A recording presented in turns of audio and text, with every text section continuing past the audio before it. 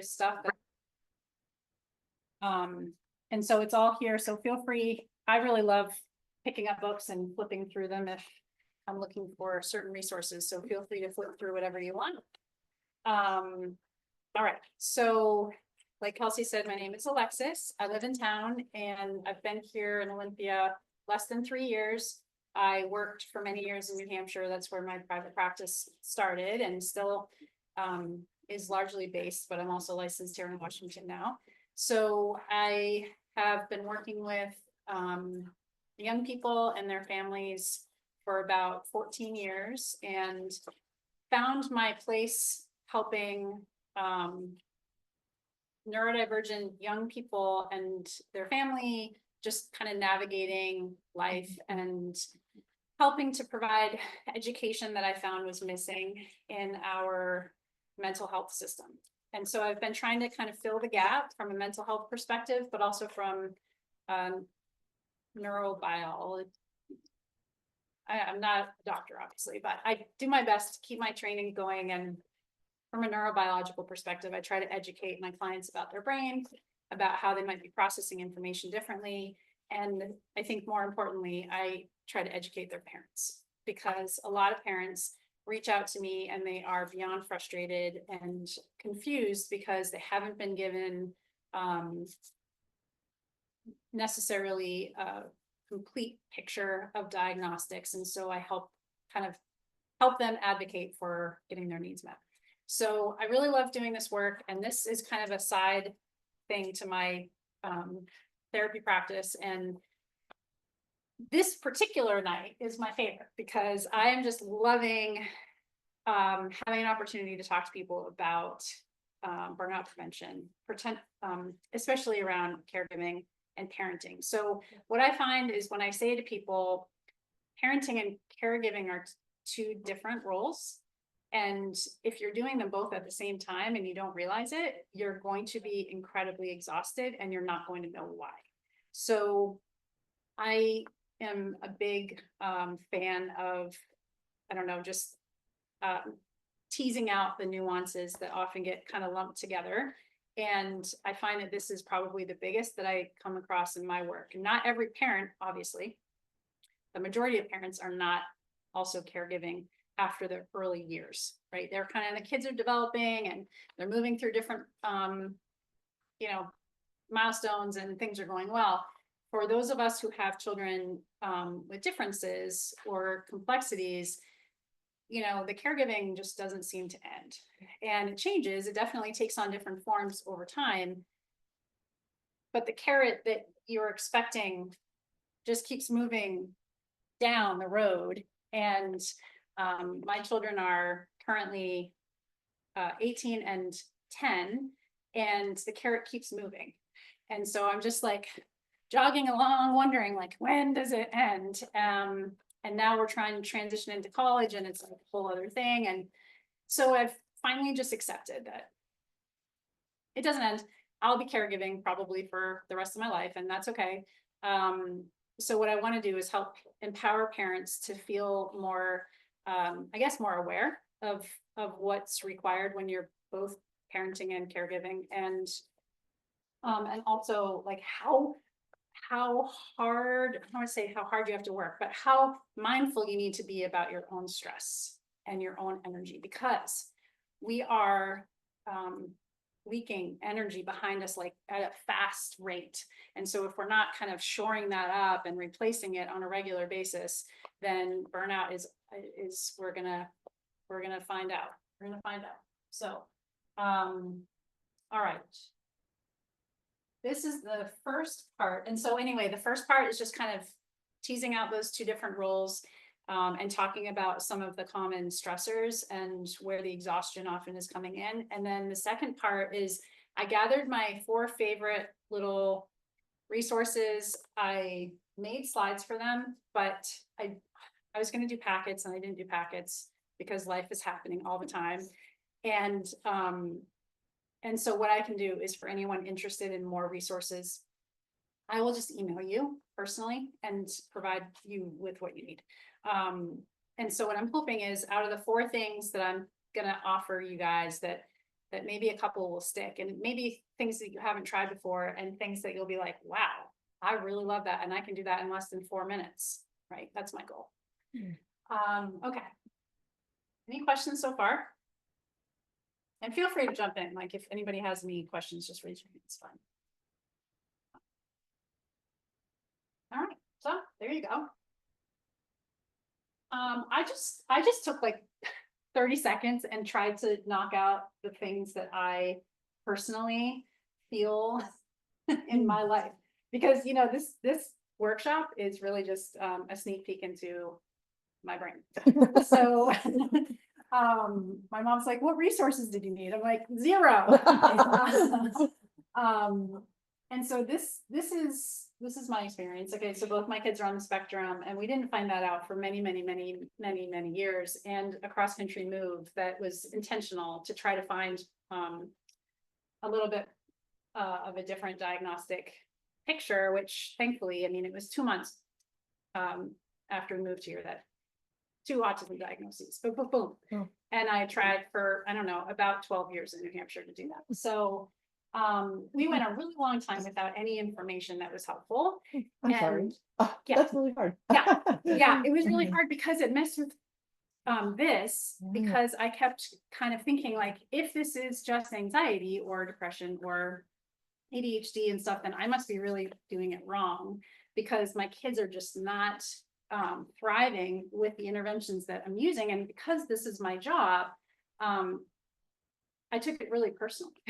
So by the time we made it here, I was pretty wiped out, and I had, you know, health issues, and it was just like a culmination of everything. So when I think about the lived experience of the parent / and caregiver, you know, my personal experience is around, you know, raising kids on the spectrum, but that does not have to be what we're talking about. It's just basically this big umbrella with complex needs underneath that. And there's just a whole lot. Just a whole lot. Okay, so I'm trying to remember what next. I mean, these are the things that really came to mind when I was putting this workshop together. Like, where are these stressors really coming in? Clearly, there's direct caregiving demands, right? And that's going to be unique to every family. So, you know, my kids have their needs, your kids have different needs, maybe similar needs. And a lot of that we can't change, right? I've tried, doesn't work. I cannot get my son to necessarily sleep through the night still.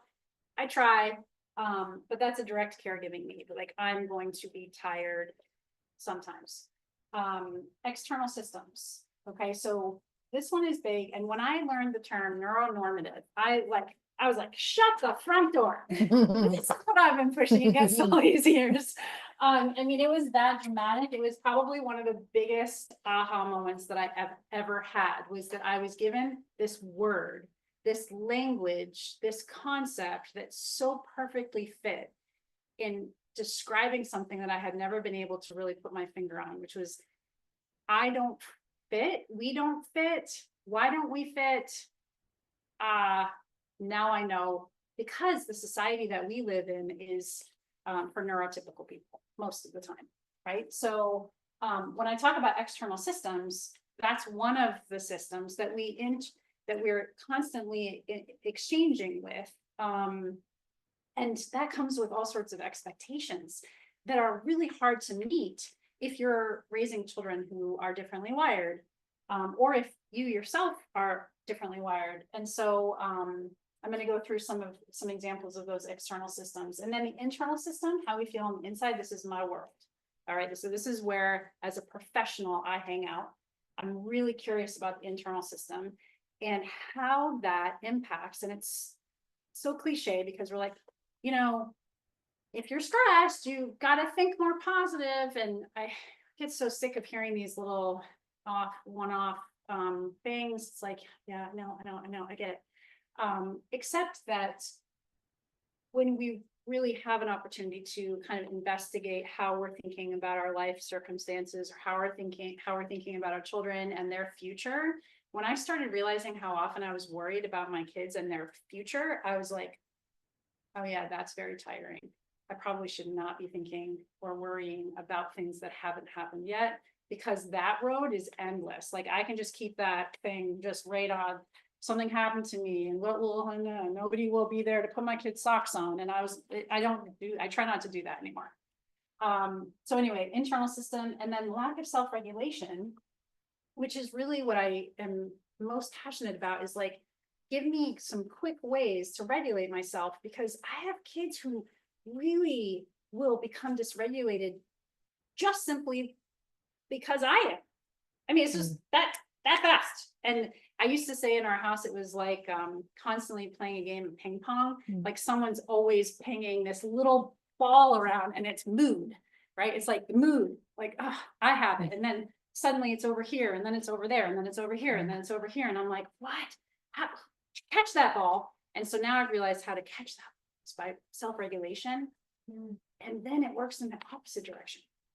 So I'm regulated, then they're regulated, then this one's regulated, and that one's regulated, and then it comes back to me, and then we're upward instead of downward.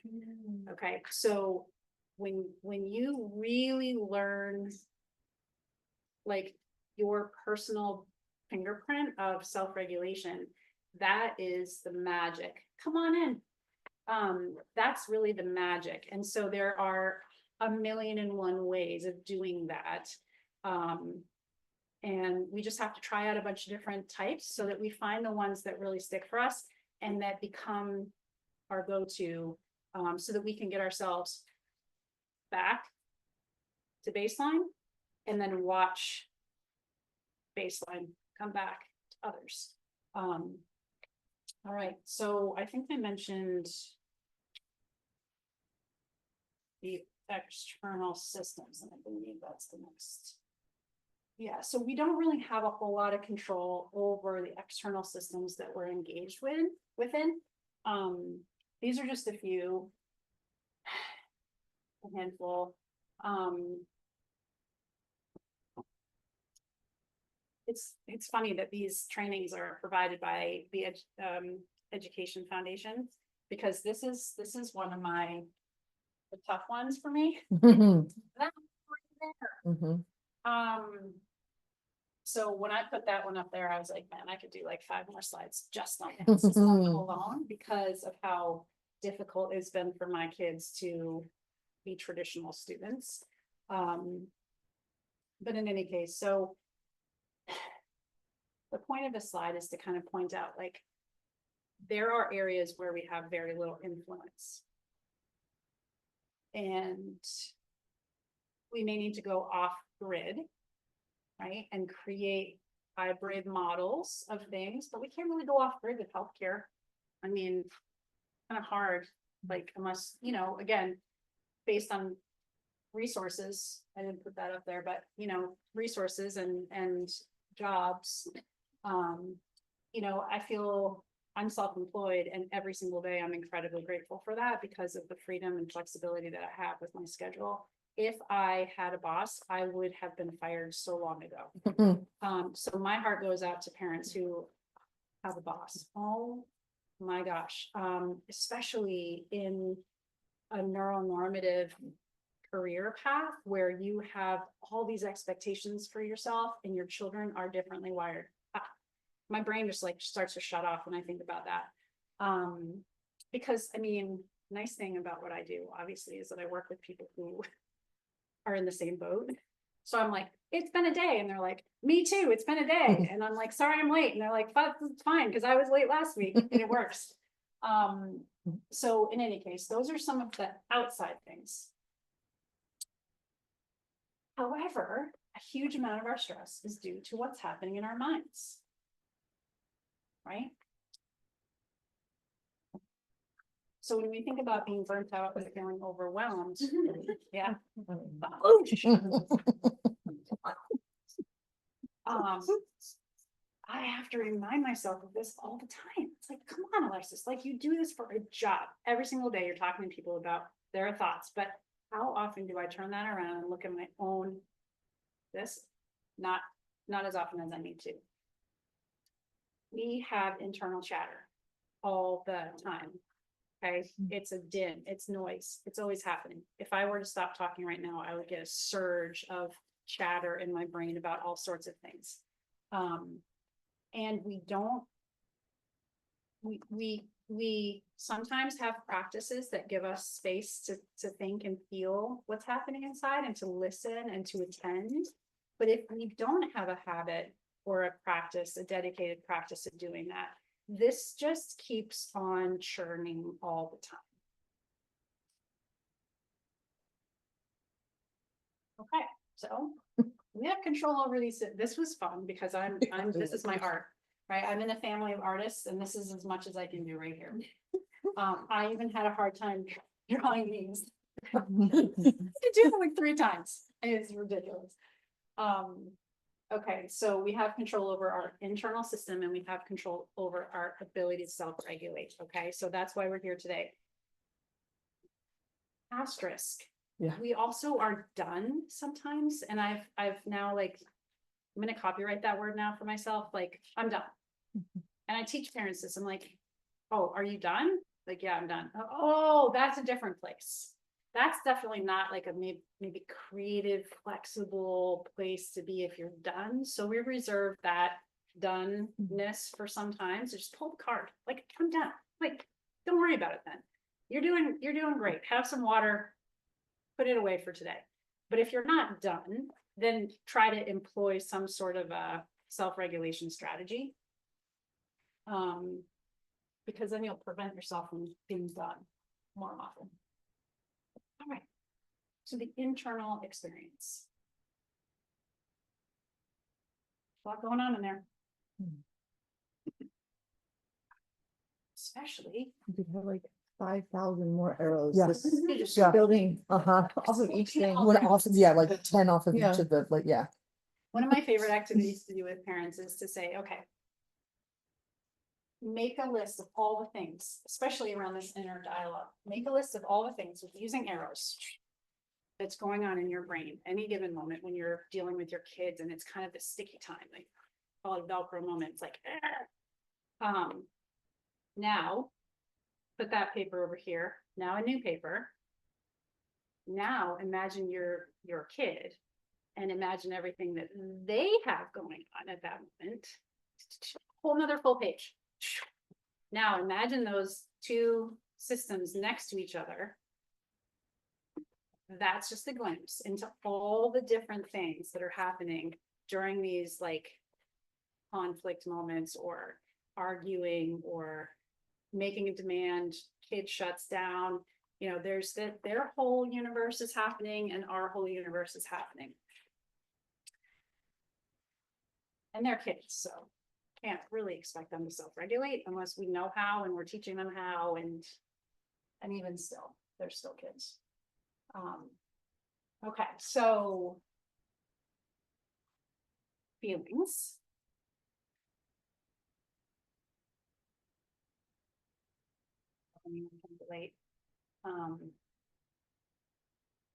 Some of these feelings sink to the bottom. Some of them rise to the top. Some are easier to feel than others. And some we don't necessarily have language for because we're not sitting down and really like going through, like I did with like an emotion list, you know, a wheel. We're not like, what's the word for that? It's just kind of like, I don't know, I just feel bad. I feel crappy. I feel awful. And we kind of leave it there. And we, you know, it's like having a Thanksgiving meal in front of you or any big meal in front of you. And, you know, you are just gobbling it with no time to digest anything that you're eating. It's just, you just keep getting more and more full on feelings. Unprocessed feelings, like it's one of the biggest things that tires us out. It's just having a lot of feelings, but not naming them, not attending to them, not just saying you exist, right? So feelings matter more than we realize. Our thoughts matter more than we realize.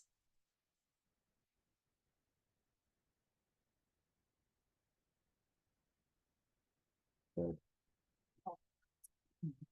Should, could, wish. I say this to myself all the time. I can't believe Mm, I wrote that and I was like, oh my gosh, I do that one all the time.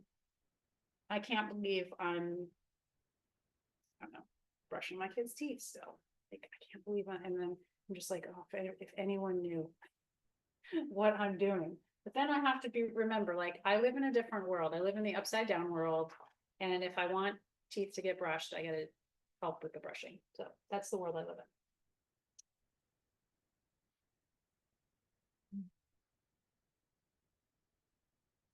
Okay, and then what we've been through, right? Like, we were kids once. We were kids. We have parents. Or, we have this whole existence that matters because it shapes our brain. Right? We know that now with neuroplasticity. We know that our brains are shaped by the experiences that we have and have had. And so we can change the shape over time.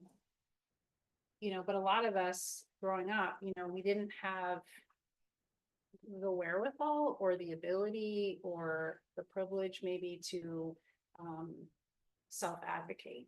That was not a thing. I know for me in the 80s, this was like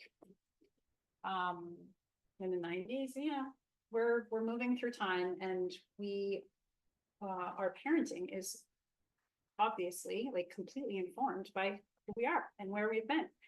And a lot of that stuff gets kicked up when our own kids do stuff. Yeah, so that matters. All right, so hold on. I'm gonna pause there. Okay, so I'm a fast talker. I just raced through the first half. good, that's good. So let's go back and just like, Can you go back for the processing of the feeling? yeah, yes, You said, this takes a lot of energy, yes, Mm, and so there's the naming it. yes. I'm trying to figure out how do you process a feeling? That's right. That's exactly You right. name it. You name that's one thing. Yes. Is that, once I've named it, I'm good, or? That'd be nice. Well, I mean, that's a lot more than most of us ever do.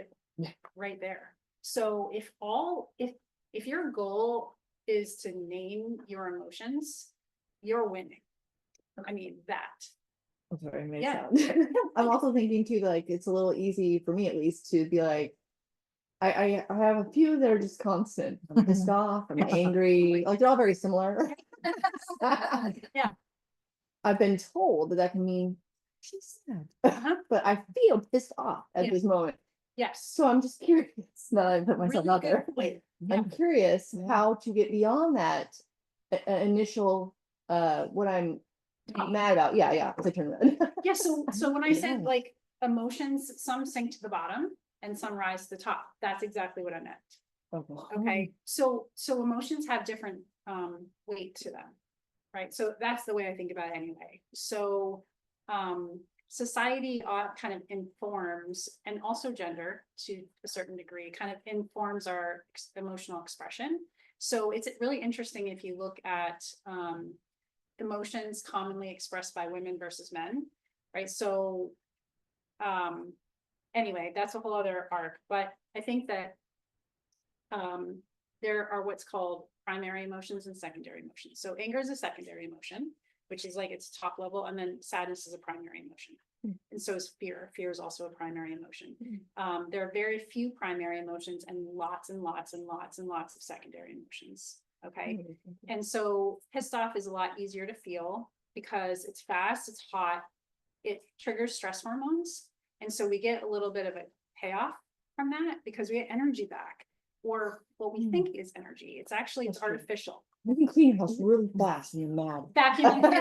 A good rage clean. Yeah. So I used to have the cleanest house. I was also so mad. Mm.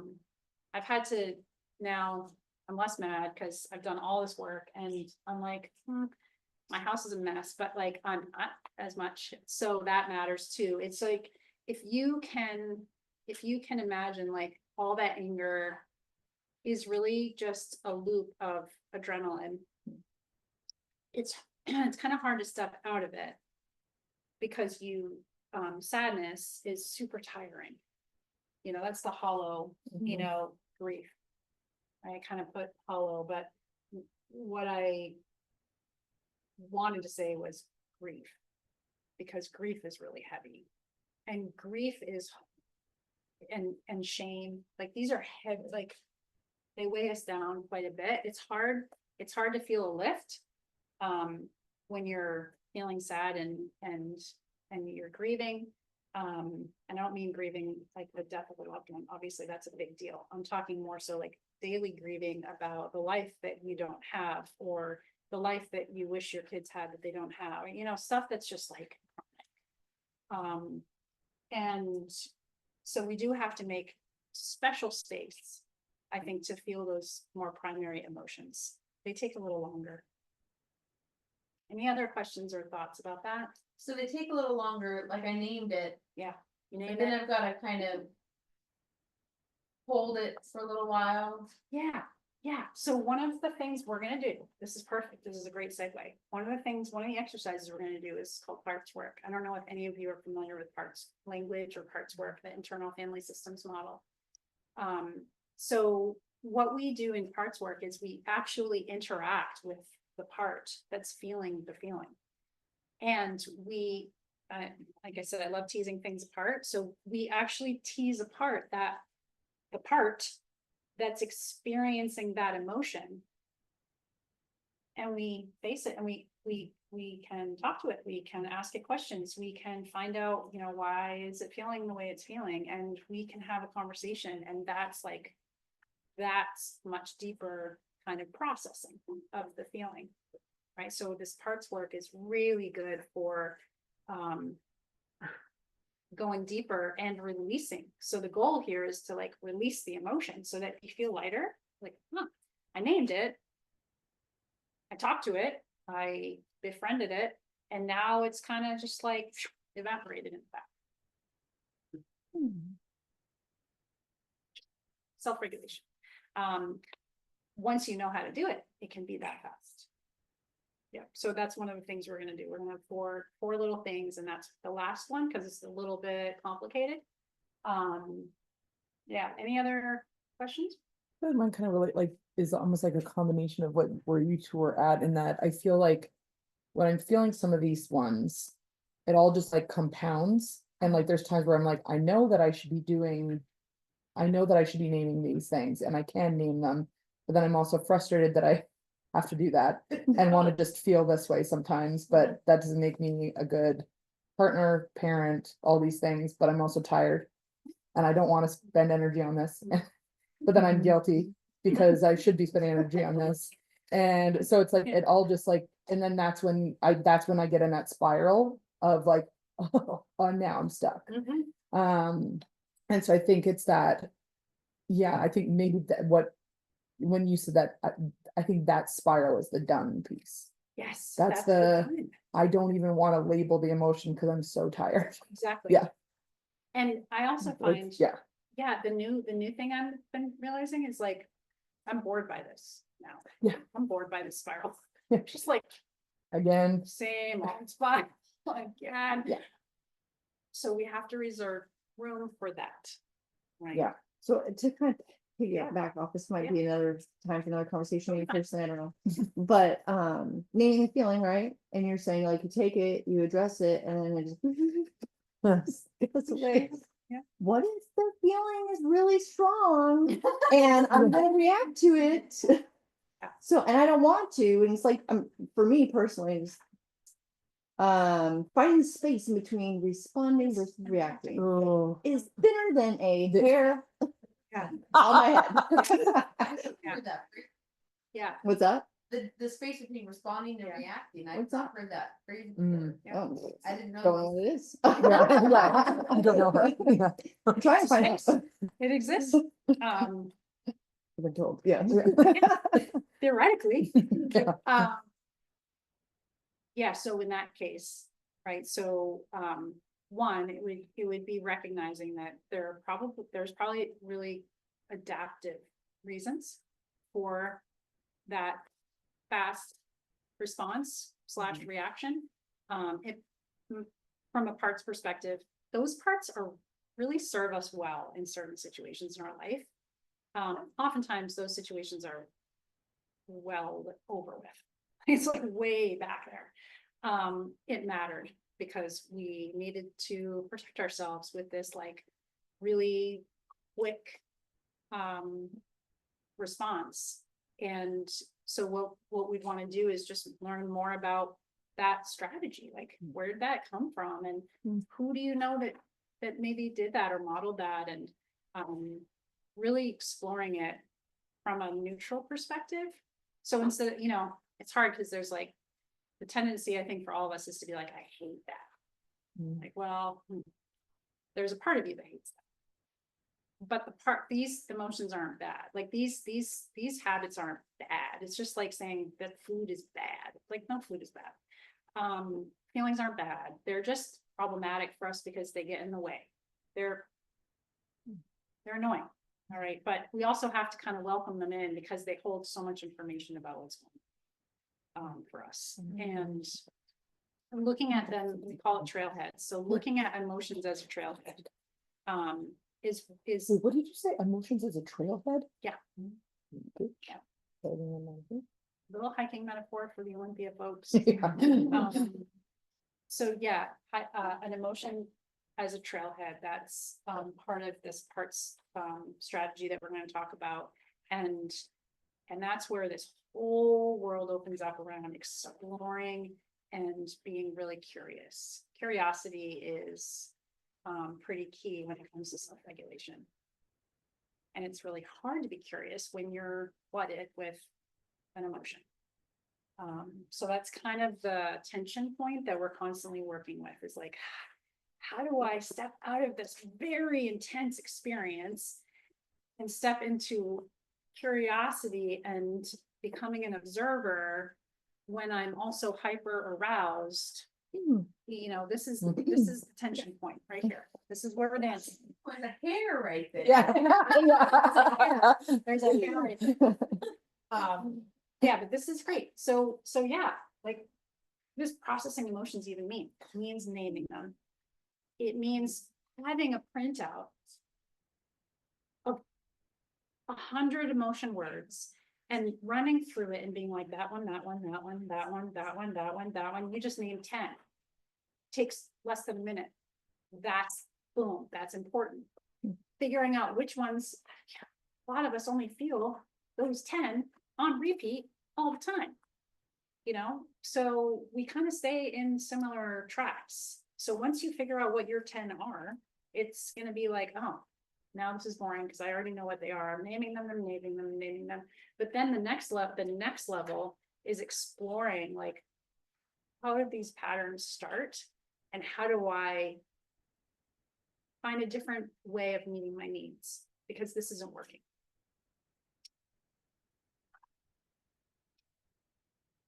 But they were adaptive. These are adaptive strategies. At some point or another, they probably worked.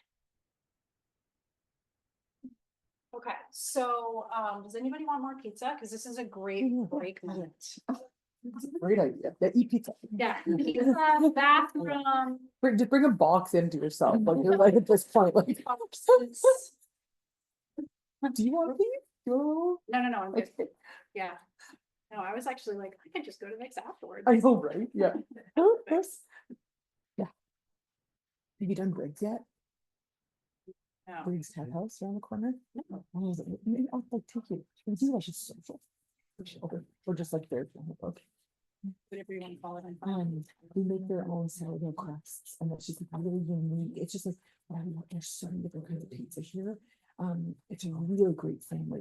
They also own Oldie Tap Room downtown. Okay, I haven't been there. It's a great family, but this was like really yummy salads and the best mashed biscuits and Okay. they get them there. I'm game. It's just like good crud and like pizza, and it's super great for the kids, and it's a really fun, lovely. That's awesome. That's kind of what we use Vicks for, is Yeah. for beer float. Total. Oh yeah. Oh, have you ever talked about that? No, not yet. See a fan? Hey Owen, guess what Alexis's favorite thing at Vic's is? A root beer float. Yeah. We have 4 sessions on this. We go to the Simply Bean. I knew he went there, but I didn't know he got. It's, he doesn't get a full float, he gets root beer, because that's a little, but he gets a root beer. And he, yeah, well, it's also because Vicks has the best root beer in the world. Yeah. It's best. Yeah, my favorite is watching my kids figure out, well, my youngest, but watching him figure out what preposterous gelato flavor he's gonna put mixed with root beer. Oh. I'm like, "Okay, what are you gonna do this time?" We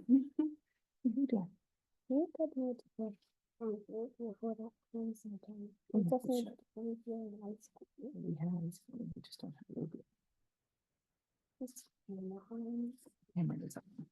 So yeah, feel free to browse these books too, like.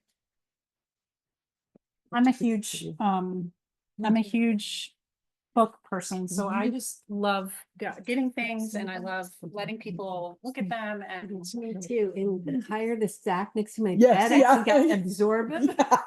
Oh, I wish. How's that Oh, happening yet? Oh, that would it's be totally- so convenient. Oh, download brain. No, I definitely recognize you. You've been to events before. Can you remind me of your name? Kelly Kelly. Sings. How do I not remember that? I'm Kelsey. It's okay. That's terrible. Okay, Kelly. here, we Okay, just yeah. need to Great. reinforce it. Nice to see you Good again. to see you Thanks too. for coming. Oh, thank you. Yeah. Sorry to be late, but Oh, no, glad to be here. thanks, Thanks for coming out. in the thankfully you're rain. understanding when Oh. things just don't go according to plan. Oh, yeah. My whole day's been like that, so absolutely. But we all need it. It's awesome. Yeah. This is part of, creating that neurodiversity affirmative Yeah. Yeah. opportunity where we're like, we come and go Yeah. and we're not ridiculed Could you and imagine everything is What that great. would feel like? Yeah, Mhm. and shoes are optional and, all this stuff. and- Emily and I have great discussions about how neurotypical is not really the typical because the Oh, I know, I saw atypical it. is more Yes, common. did you So see me? I was like, Yeah. it's a misnomer. Yeah, that's exactly right. And hopefully, we're moving. We're getting there. Yeah, we're getting there. Sure helps. When they, I'm like. the naming emotion Like working is as a one booty thing, out and here. being it closer and closer to the event rather than, an hour later when you're close. Yeah. Yes, exactly. No, I know, I know about it. We just talked about it. And so I told her, I'm like, hey, I'm gonna make it like, you gotta, like, yeah, cause I think she. And you Yeah, I think she was heard interested. I think she was gonna either has or will reach out. That's or Sort of, that's exactly right. That's exactly right. That's part of like the organizational process of moving through what just happened. You don't want to be in the same building as same place. We spill over. For my professor, last week, like you said, it's everything. Feelings were weakness. Oh, totally. Yeah, silence. Yeah, we just silenced them away. My family was, no one said a word. So it was a felt sense always of tension. And so the more I learn how to name things, that's like, oh, yes, that's so.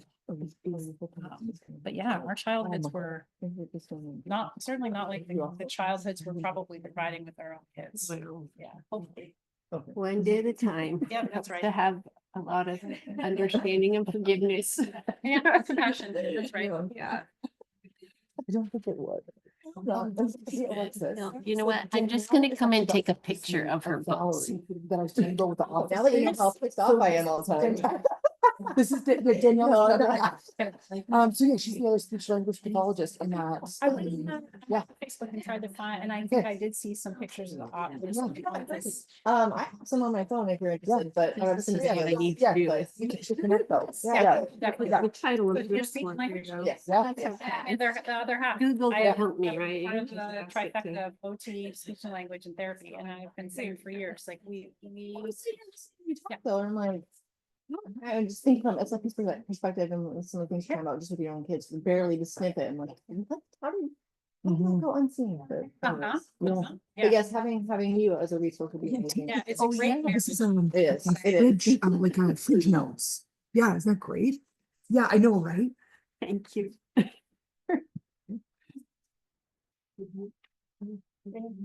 You're so welcome. Yeah, you're so welcome.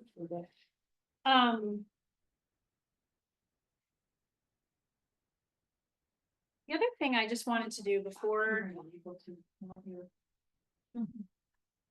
we move into these self-regulation things. I wasn't really following my notes very well, but I wanted to go back because on the slide that shows, this one, no, this one.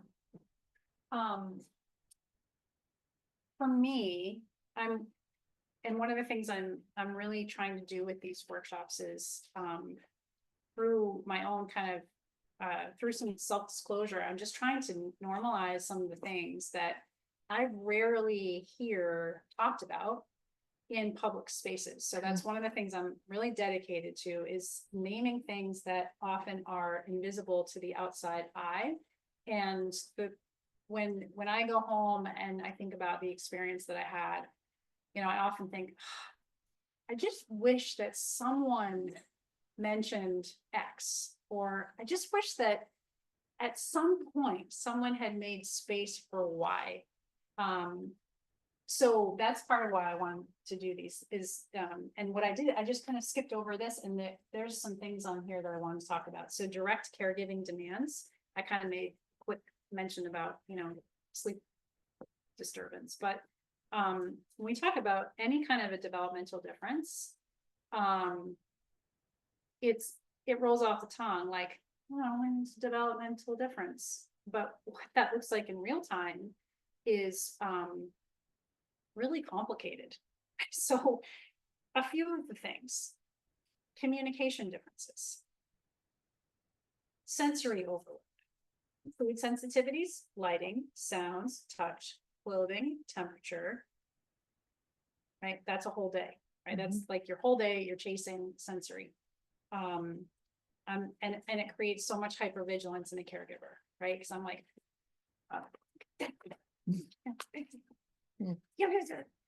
and people are like, back off, like, give your kids some space. And I'm like, I know, I have PTSD because we have had the biggest meltdowns.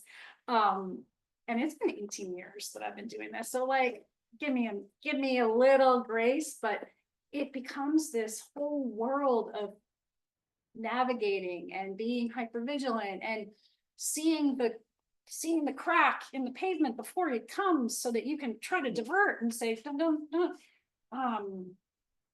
you know, make sure you have stuff to keep you busy in the car because we might get stuck in traffic, right? That's a big, you know, so thinking through,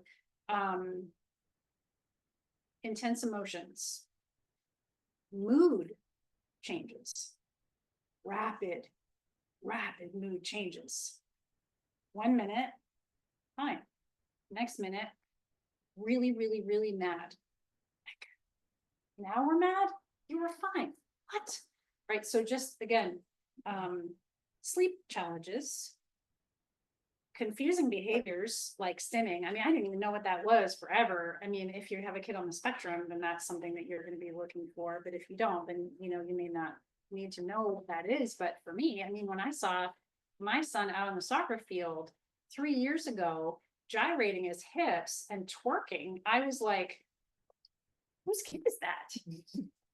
Looked to my husband's like, just stop.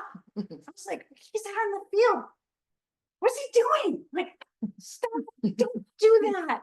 You know, he's just doing, I am not kidding. I was like, he came in for time, you know, switch off, and I'm like, what are you doing out there, bud? He's like, what? I said, you're doing the thing, like you're talking. Do you know what that is? Yeah. He's like, no, I wasn't. Anyway, that was a big deal because it introduced me to stimming, which I had no idea that this is happening in my house with both my kids. I just kept telling them, stop doing that. Please stop. Please don't do that. Right. So then I started realizing, like, oh, it was all this, all the fingernail picking, all of this, all of that, all of this, all of that, that, the kicking that he's constantly doing on the furniture, constant walking on the rocks in the yard over and over, same foot movements. And I was like, okay, so again, no one told me this stuff. But when we talk about developmental differences, like we're dealing with a lot of complicated behaviors that to a parent, if I'm not thinking about being a caregiver, if I'm just like parent mode, like quit doing that. That's embarrassing. Yeah. People are looking at us. Can you stop? You know, and I mean, that's part of being a caregiver, is that you have to realize that you're caregiving, you're not necessarily just parenting. So you don't correct certain things when you're caregiving. You notice that, and then you make connections about what might be the underlying cause of that. That's the difference between like, it's my job to make sure that you grow up to be a responsible human being, and don't do that because you'll annoy other people. That's a big difference from, there are going to be certain behaviors that are really uncomfortable for us as parents. And we're going to get attention that is unwanted from others. Tantrums, meltdowns, different things. I didn't know that meltdowns and tantrums were two separate things. I've learned that.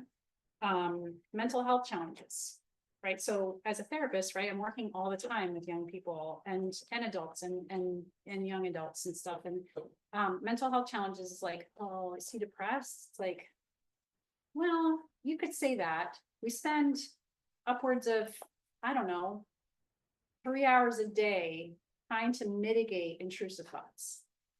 So yeah, I guess you could call it a mental health challenge, right? It's like, these things are big. And when I go to the doctor's office, you know, it's like trying to squeeze all this information in to a quick appointment. And it's like, oh, okay. And then we gotta mention this, and we gotta mention this, and we gotta mention this.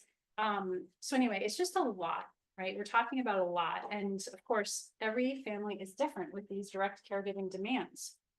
But imagine if someone were to step into your shoes with fresh eyes, what would they see? And that's what you are dealing with every single day with no break. You know, you are a caregiver.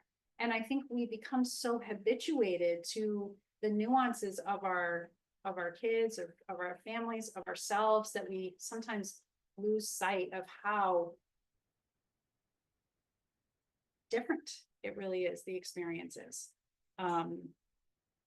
And so the other thing I wanted to mention about external systems is something that a lot of parents finally say out loud, I feel judged.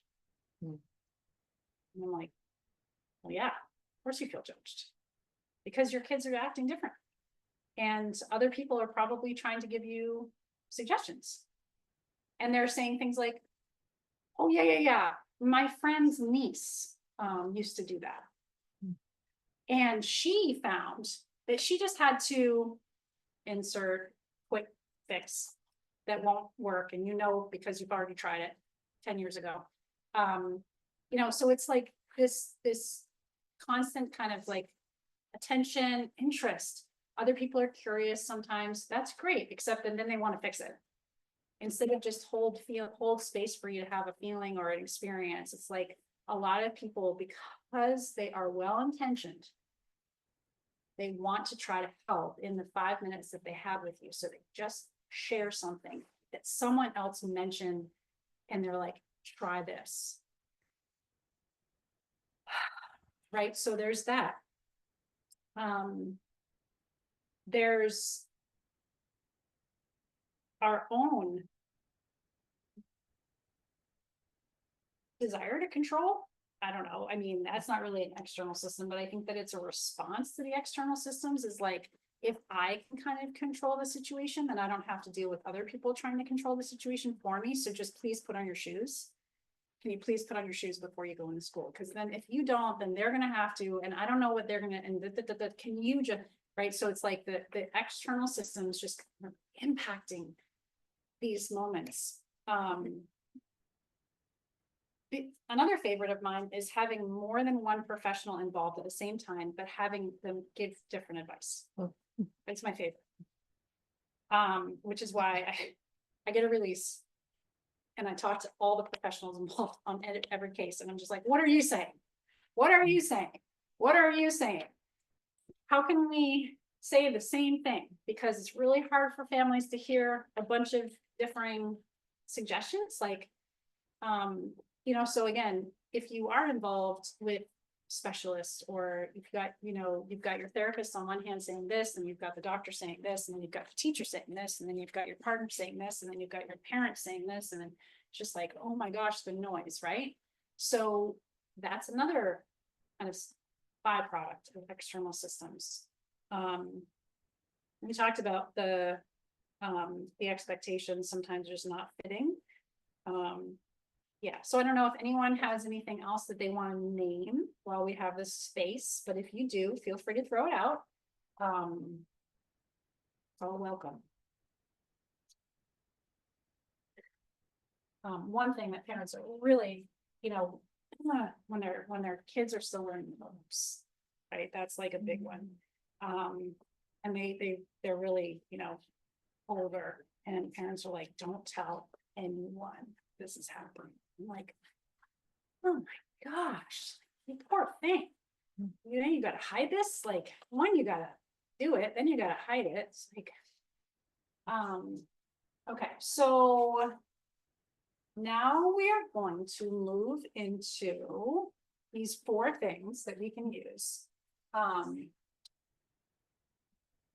you can see what you think. Right, so we've got 4 things. The first is called a reset. The second is called Zoom. Third is called the work. Maybe you've heard of it. And then the last one is the IFS unblending that I talked about with the parts work. And so I'm going to kind of skate through these. We've got about 30 minutes left. And like I said, if you have any other questions, on that little card is my website. There's a contact me through that. You can reach out to me anytime. So the first one we're going to do is reset, because it's the most important, right? Because if you skip this one and you don't know where you are, whether you're in your window of tolerance or you're outside of it, that is actually really important to know. I drew that. Yeah, thank you. No help. I did that all on my own with the tool in Canva. So we've got the window.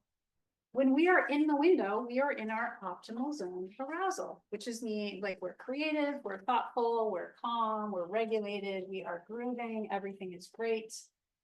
That is self-regulation. Okay. I didn't even know what that felt like for many, many years. And so I thought I was regulated, but I actually wasn't. And now that I am, I notice so much change in my body that I didn't notice before.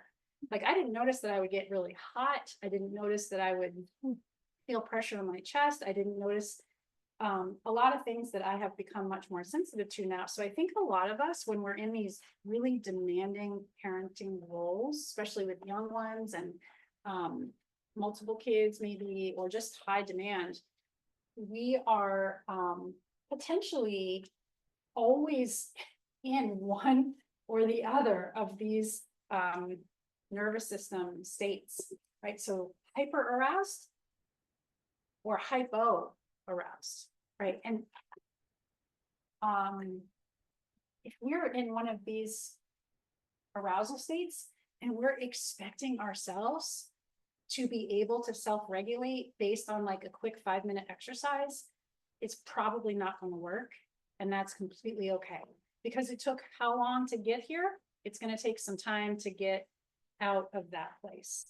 I just want people to know that it's very easy to get used to being in one of these places and not knowing that you're even there. So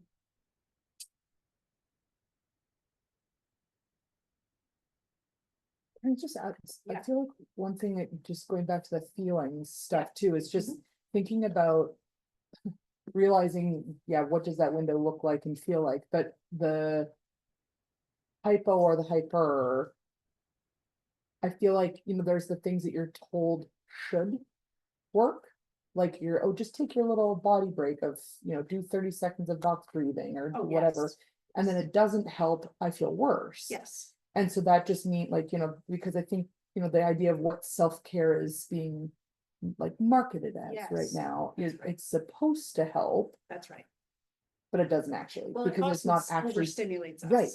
So not actually bringing us out of those states. Exactly. And so you're just kind of living there, but you're thinking that you maybe should be feeling better. So then again, the compounding. Yeah, and then it's burnout, right? Right, Because totally. we Huh. go into burnout when we're doing the same thing, but we're not getting the feedback that we're looking for, right? So burnout is just like, I'm doing this. I've been doing this and it's not helping. And then it compounds. Yeah. Hmm. And so if you're in these places pretty often, and you're gonna need probably a little bit more support finding your zone, your optimal zone of arousal. Understanding like what does it feel like in my body? Wow. Oh, when people find it, they're like, oh man, oh wow, I feel so much better. Yeah, that's what regulation feels like. But it's so abstract and nuanced that it's really hard as you're in your own mind to be like, am I there? Am I there yet? Is this it? I don't know. So in any case, the nervous system is incredibly slippery. Like we can bounce in between these states really fast and boom, right? To kind of normalize the 0 to 100, boom. And then, you kind of come out of that and then boom, and that's because of that threat response, right? The body's like, "Ah, it happened." And then we got to try to bring ourselves back. So,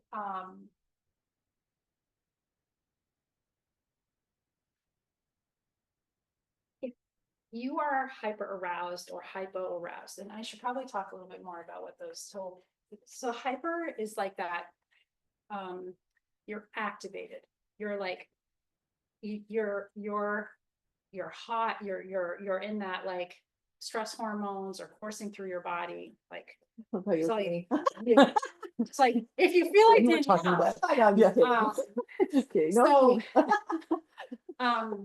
No, and a body type too help, matters, like all sorts of things matter in what we are more prone to experience, but so that like artificial energy and frustration and churning, and then there's hypo, right, which is slow, sluggish, brain foggy. Oh, can't get out of my own way, bumping into things, just like, oh, just so unplugged, really unplugged. So a nervous system reset, okay, and again, very cliche, but also very important. If you're in one of those places and you're finding like that you're just revved or you're like really sluggish, then a nervous system reset is really helpful. This is some examples of that, but basically you need to get a safety message to your nervous system before you try to do anything else. If you aren't aware of Dr. Anna Neff, she's great. She has tons of stuff on her website, neurodivergentinsights.com. She does a lot of helpful visuals that I appreciate. So she does say 3 deep breaths, right? That can be a reset. It can also be too arousing for some of us. And so, I really like that she put on here cold shower. I would sub that for just shower. Yeah. Cold, but Forget that. yeah. And weighted blanket. Use a weighted blanket. Okay, so we're thinking about accommodations for our kids. A lot of those same ones really work for us. Okay, because they're if they're biological, right? They're our kids. So a lot of the things that help them might help us too. So I'm a big fan of telling people, like, you use your kids' stuff. Use their weighted blanket, like you bought it, go grab it, take it back, give yourself one. I have a heating pad in my bed. I have a special pillow that's so heavy. And I put it over my head. I can't hear anything. I have a whole thing. And I heard another parent say the same thing. They're like, oh, I have a whole thing. I'm like, you do? We've got to market these things. We've got to make like sensory deprivation spaces for us. That helps the nervous system sense safety very quickly. Another thing that helps, I will just quickly point out this book here. Well, if you're really looking for a long read Yeah. on how to give your nervous system the safety signal, feel free. I made it, well, there's some underlining. I made it 200 pages in. One of her biggest tricks right here, I'll give it to you. Well, I can't do it here. Put your back up against the wall. Your body senses it. Oh, crazy. I was like, that whole thing, and you're just telling me to put my back Yeah. up. I have other things to do. Just tell me, put your back against the wall. So yeah, she has this whole thing where if you put your back up against the wall, your nervous system makes this like calculation that says you're safe. Okay. Basically, it's like all these things that we can do that bypass the thinker. Doesn't always have to come from the thinker, right? The body, the neuroception, we can give it signals that disengage the nervous system. Okay, so think outside the box, think big when you're thinking about reset. Does it have to be back against the wall, or could you lay on a floor? Yes. Or lay on a bed? Yes, those laying Yeah. somewhere where there's a hard surface behind you is the key. Because if your back is protected, you're not being chased by a lion. Basically, right? That's it. Just our brain evolution. We're still operating off of this brain that is wired for us to be living in these, wild places. And therefore, we're just constantly being hijacked by 2025. And so we got to lay on the floor now. Yeah. Yeah. It's ridiculous. That'll be our next session. We're all just gonna lay on the floor together and eat pizza. Yeah. So she's like, sit down, sit in a chair, put your back up against the back of the chair. I'm like, I'm doing that. I'm still hyper aroused. But I think if you're intentional about it, I think if you're doing it on purpose, I think that matters a lot. Okay. So the reset. Don't forget that that's a really important thing to do. And before you talk to yourself, Is tapping, like tapping your fingers? tapping. So, Okay, thank you. yep, tapping's awesome. Tapping points, tap, tap, tap, tap, tap, tap, tap, tap, tap, tap, tap. You don't have to know anything more. Is there Yeah. a time recommendation for that one? All day. All day. 100 times a day? Mhm. Yeah. Yeah, so I'll use the eyebrow tap even with my kid. So I'll say, just let me tap you. Tapping him, just tapping myself and tapping him at the same time. I'm like, we're just tapping because we're just freaking out. Right. So we're modeling these things for our kids, for our partners, for our pets now. So, and pets, she put pets, like what's better, right? Like my dog is my little reset. Any other questions about the reset? Because we're gonna bump to the Zoom lens next. Just to, Yeah. any of these things, I guess you could say also just bring you to mindfulness, right? Yeah, Being aware, totally. self-awareness. Yeah. Totally. Yeah. I need something to hold on to though, because sometimes mindfulness just feels like an unattainable I know. crock of, I know. One more thing, so when you say it says stim through it, is that the same stimming thing that you were talking about Yeah, before? for kids. So because she's neurodivergent herself, so she's talking about stimming. If you are neurodivergent, letting yourself move in ways that are self-soothing. That's essentially what a stim is. It's just movement that helps us calm down. And some of us are doing it all the time. We don't even realize it. Others of us have to kind of learn that this is an okay thing to do. Snapping a hair tie, right? That can be a stim. And if that's not part of your wiring, then don't do it, but it's there for you if you want it. Okay. Zoom lens. So this is, yes, Good question. Have you found that visualization or sucking on them and could be effective? You turn off the sympathetic. and go to- yeah, all sorts of things like that, for sure. I mean, You remember. Hard to remember. it's hard to remember. It's like, put a lemon in your water every day. That way you have something to grab and you can stick it in your mouth. Again, if your nervous system is like, why are you sucking on the lemon? You're not being chased by a lion. Shift. It's really just bypass, like interrupting that threat response. So it can really be anything that your body neurocept says like, hold up, what are you doing that for? I think what's really important is that you do it intentionally. So you have kind of an intention about it. It's like, I'm gonna do this. And I'm gonna let my nervous system know, like, I am okay. I may not be okay in all the ways, but I'm not in imminent danger. That's the message. I'm not in imminent danger. Okay. Any other questions on that one or anything else on this slide? Okay. Zoom lens. So simple. It's just, where are you looking? How close are you? How close are you?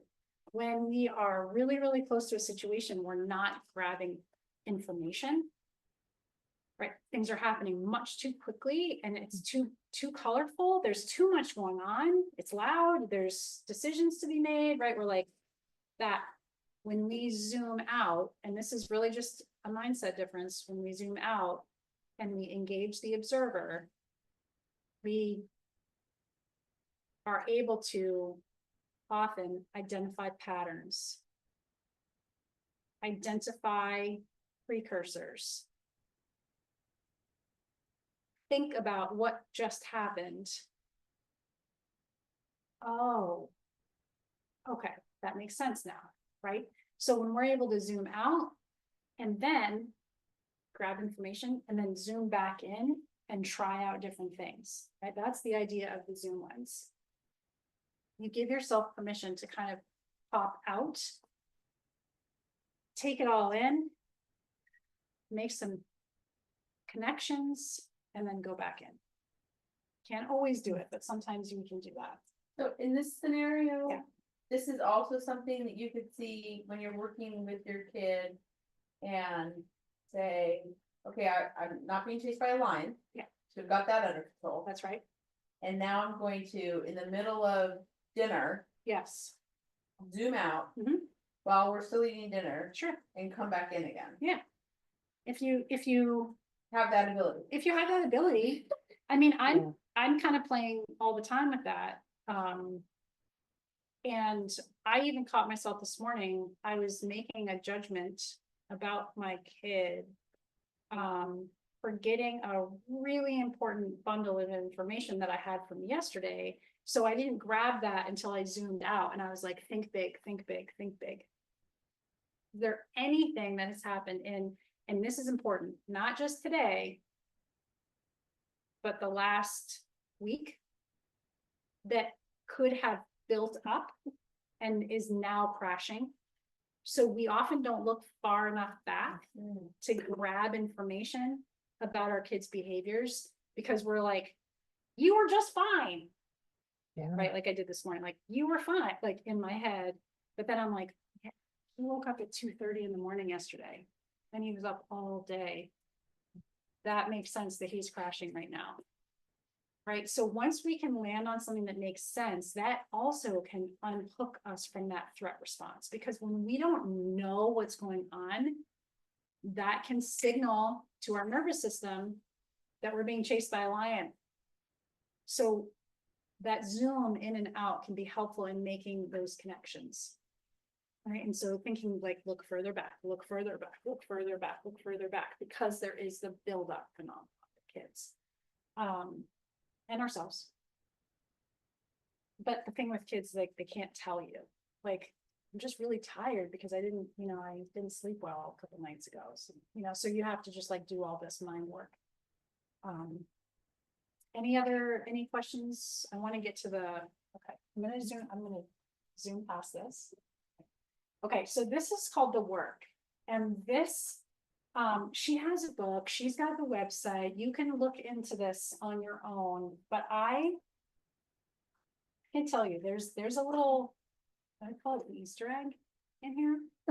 I learned that. How do you react when you believe that thought versus who would you be without the thought? Holy cow. Who would you be without that thought or belief? Right. So like I had one I was using yesterday when I was doing this. I was like, is it true? No, I forgot what it was. Anybody have one? Like something that runs through their head a lot, like that we can kind of inquire about. Trying to think too.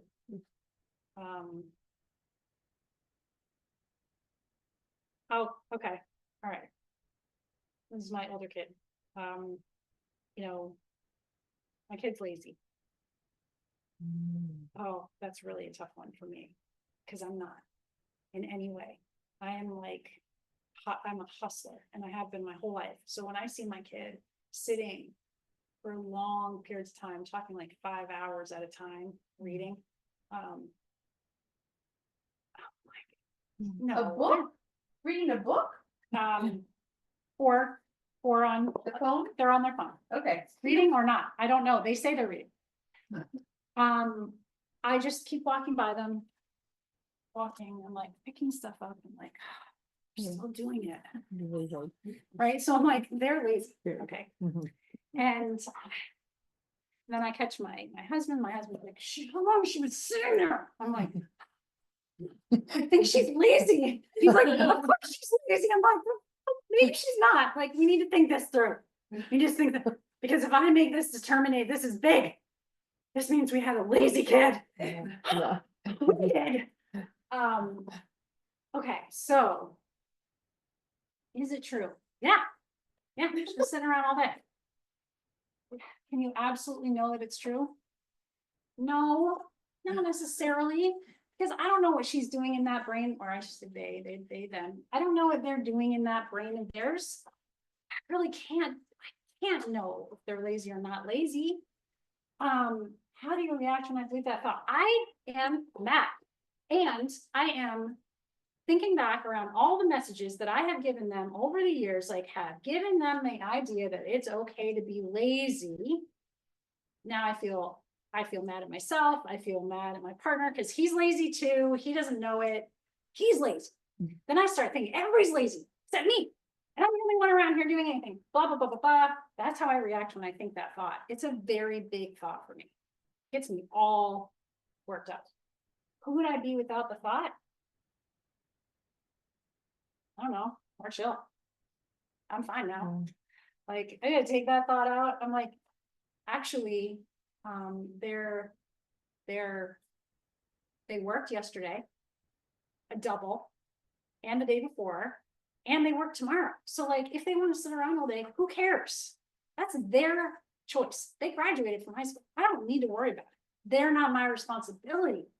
Oh, I'm feeling lighter. It's like, okay, now I can move again, right? But like, this is a great tool. Okay, if you're having a thought that's like really, ooh, use this. Then it says the turnaround.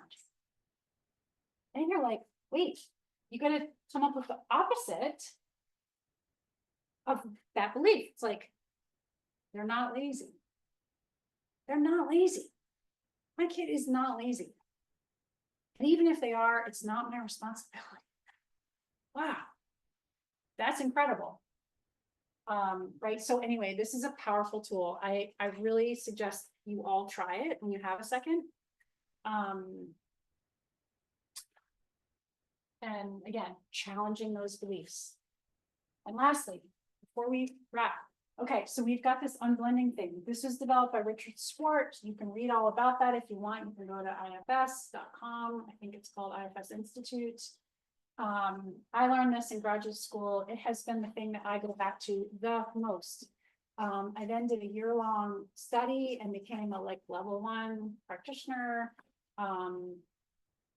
You don't have to know the full model, but if you're interested, he has a bunch of meditations that you can access on YouTube. You just look up IFS meditation. That's simple. So basically all we're doing is we're extracting like a tiny bit of this model called unblending, and we're using it for ourselves to self-regulate.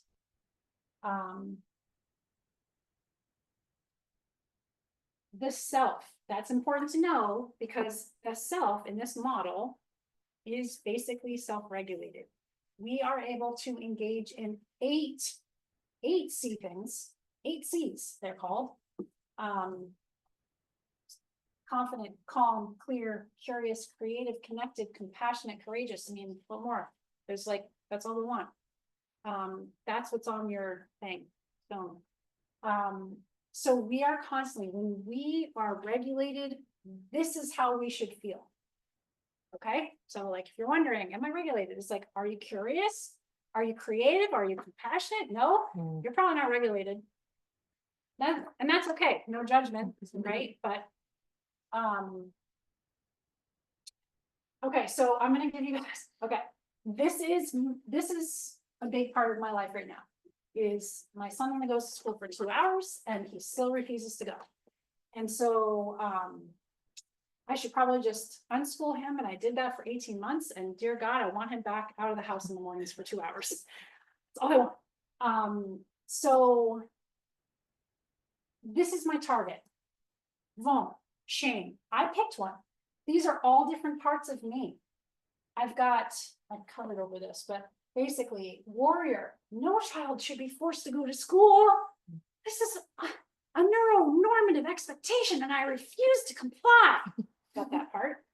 I also have, I should know what to do here. I should know what to do. I need to figure this out. I need to research homeschool options. Shouldn't be this hard. I should have done, you know what? I should have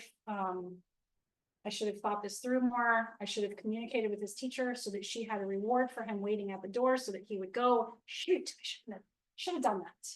Right? Angry, this isn't fair. I don't see every parent having this challenge.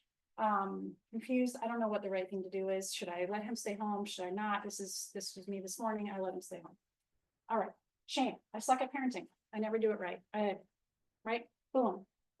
These are all parts. These are all parts. School refusal parts. Okay, so just like pick anything in your life and you're going to experience all these parts. Now, I'm going to focus on this one because we can't do them all at the same time. So I'm going to focus on one. So how do I unblend from this? This part, it's not me. It's not all of me. I have many other parts of me. I have a part that's really proud of myself for letting my son not go to school sometimes because he's really dysregulated. And I feel like I'm proud of myself for not being the parent who just like, who I used to be, who forced their kid in the car without shoes on and carried him into the front of the school and said, I don't know what to do. That was my daughter, like, well, my older child. I don't do that anymore. So I'm proud of myself that I have other parts. But this one is the one I'm trying to unblend from. I suck at parenting and never do it right. When I experience a situation, part of me believes this, and I experience it as tension. I feel like I'm on fire. I want to scream, right? So we're like teasing out the full experience of the part when we are blended with it.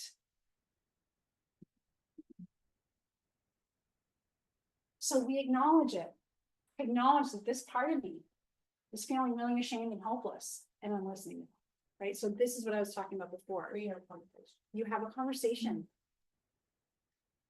I imagine it. I imagine myself seeing this part, and I can see her. She is like pulling her hair out, and if I'm able to zoom out, and if I'm regulated enough to jump into the curiosity observer role, then I'm asking her, what do you need from me right now? How can I help? Now that I can speak for it, like, so that part saying things like, it's so easy to go to school for 2 hours. Like, why the heck can't he just go for 2 hours? I don't care. He's just doing one thing of math. Like, what's the big deal? It's like, okay, so you feel like he should be able to go. Yes, I do feel like he should be able to go. Okay, what else are you feeling? Well, I'm feeling like I do all this labor to try to get these 2 hours of the day. And it's like really important for me to my schedule. I work, I have clients waiting, like I have shit to do, blah, blah, blah. It's like, okay, so you're feeling overwhelmed. Yes, I'm feeling overwhelmed, right? So I'm now engaging with this part of myself as if it's sitting next to me. Right? And then I say to it, anytime you need to vent, I am here. I can't control the situation. I can't, we're stuck here. We are stuck. So we need more support, probably. Okay, we need more support to get him there. It's not going to happen today. But that doesn't necessarily mean you suck, and it doesn't mean you're bad at parenting. It just means that this is a really complicated, complex situation. Right? So I'm kind of talking it down as I would a friend. That's the whole idea, is like we befriend it instead of running away from it or hiding from it or shoving it in the closet and closing the door. We're engaging with it. And we say, you know, anytime you need me to listen, feel free to come. That will get us into those 8 C's. Thank you for coming. So that will get us more into that regulated place.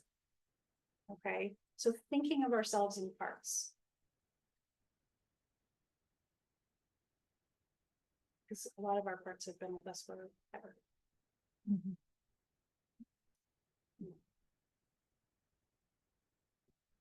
8 o'clock. On the dot. Well done. Yeah. Yeah.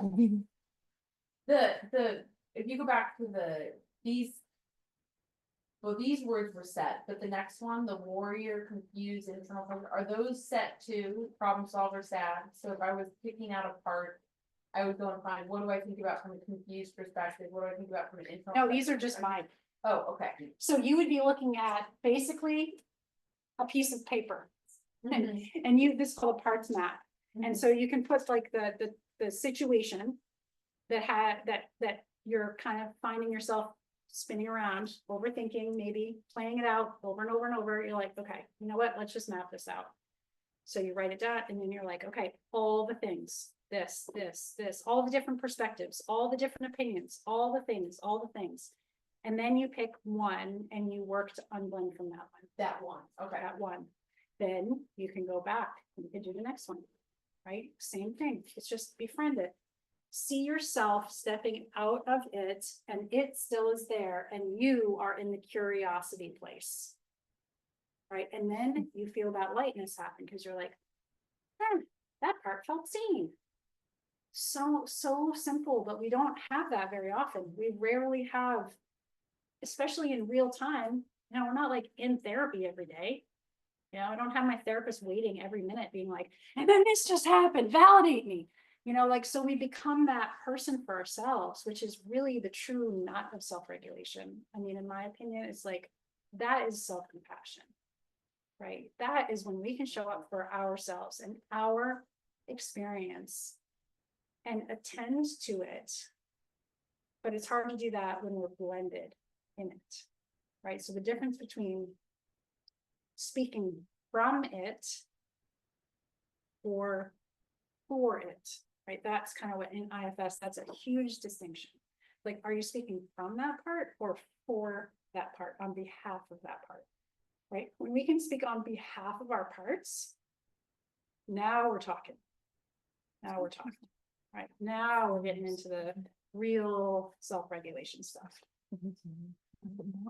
And like I said, there's a bunch of meditations, and Dick Schwartz is just really nice guy, and he's really calming, and he's a good friend to have on this journey of self-regulation. So look him up. And if you're more curious about this stuff, I mean, this is basically what we do in the parent group. We meet once a week and we just talk about this stuff, and And I'm gonna do another round starting soon, so if anyone's interested in learning more, just go to the website, shoot me a note, and we can meet on Zoom for free. I can answer questions for you and I'm also still taking clients here in Olympia. So if you know of anyone, any families that need support or young people who need a listening ear, certainly within the neurodivergent stuff, but also just anything, you know, feel free to pass along the name. Thank you for coming, everybody. Did my job for me. I was gonna plug those to you. Thank you. Yeah. We always follow up in an email as well with some information about Alexis and tonight, and we record stuff. Our website is a really great resource. Alexis has actually curated a whole list of very specific, like local resources and different reading, and that's all on our website. So you can use that as a tool as well. We'll follow up with a survey. And I plug this as hard as I can because the surveys give us the data for grants that we apply for and all that, and it helps us get money so we can keep doing this stuff.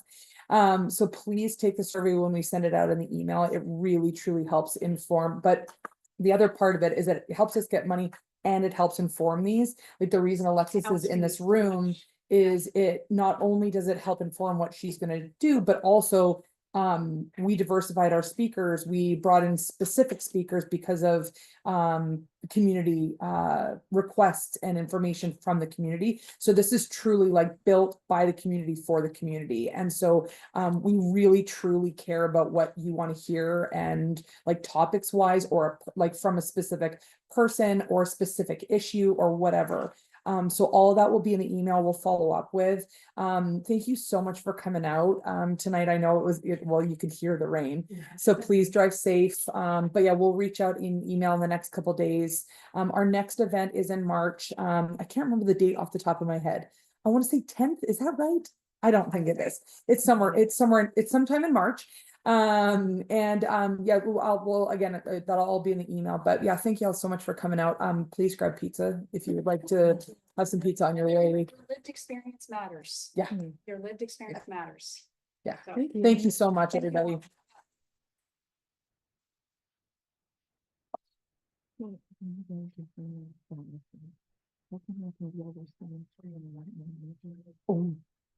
But sometimes I should handle that.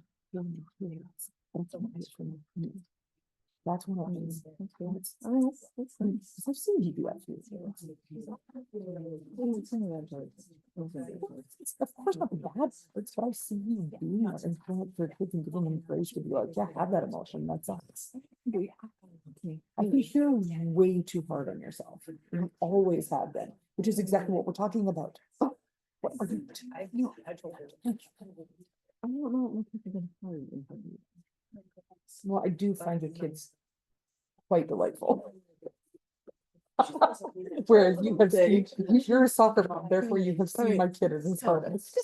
Yeah, I'm just saying. I think the one thing I wanted in this detangling thing is that I feel a little stuck on that number 2 because it feels like for me the first thing was Owen overreacts. But then I'm like, that feels true too. So Fine, fine. Take a Take a picture, picture, but not- yeah. Yeah, Yeah. It's really helpful. And because it goes with the chart, so you can read about.